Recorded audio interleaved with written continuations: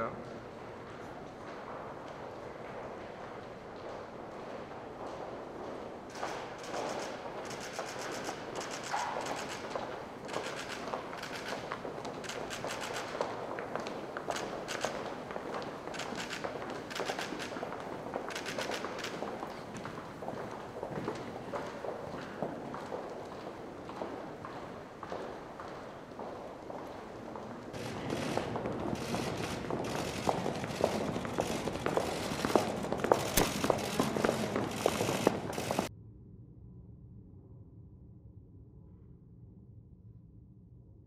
House Resolution 24 in the House of Representatives, United States, January 13th, 2021.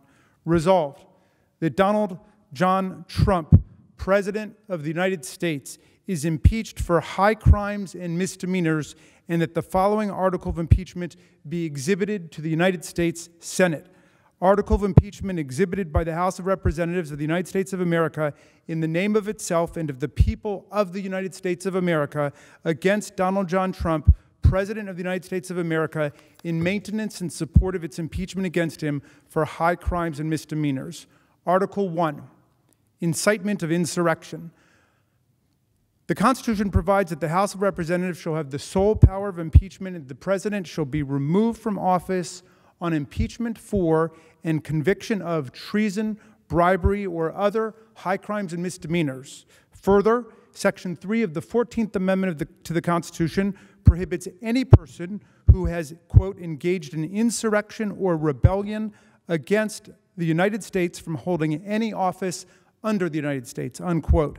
In his conduct while President of the United States and in violation of his constitutional oath faithfully to execute the office of the President of the United States and to the best of his ability preserve, protect, and defend the Constitution of the United States, and in violation of his constitutional duty to take care that the laws be faithfully executed, Donald John Trump engaged in high crimes and misdemeanors by inciting violence against the government of the United States, in that, on January 6, 2021, pursuant to the 12th Amendment to the Constitution of the United States, the Vice President of the United States, the House of Representatives, and the Senate met at the United States Capitol for a joint session of Congress to count the votes of the Electoral College.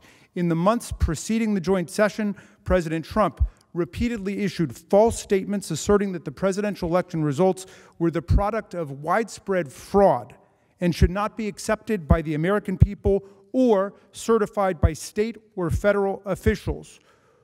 Shortly before the joint session commenced, President Trump addressed a crowd at the Ellipse in Washington, D.C. There, he reiterated false claims that we won this election and we won it by a landslide. He also willfully made statements that in context encouraged and foreseeably resulted in lawless action at the Capitol, such as, if you don't fight like hell, you're not going to have a country anymore.